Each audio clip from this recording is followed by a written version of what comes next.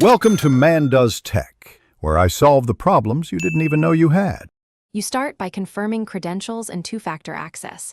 This prevents lockouts. On your iPhone, open Settings and tap your name, then iCloud to begin. On a Mac, go to System Settings, choose Apple ID, then iCloud. Make sure devices run recent OS releases for compatibility.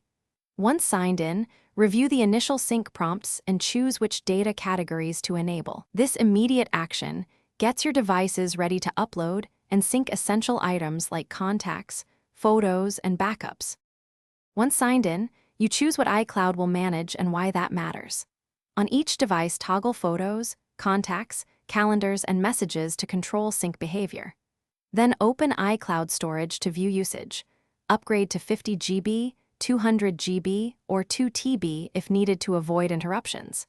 Make sure iCloud backup is enabled for device backups and enable Optimize iPhone storage for photos to save local space. These choices determine what gets uploaded, how much space you consume, and the resiliency of your. You finish by verifying that backups and syncs completed.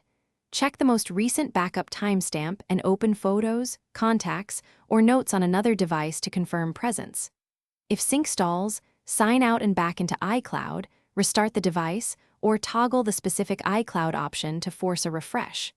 Make sure your network is stable and iCloud storage isn't full. If it is, delete large files or upgrade your plan. One key tip: two-factor codes must be accessible. Without them, you can't recover a locked account. Thanks for watching.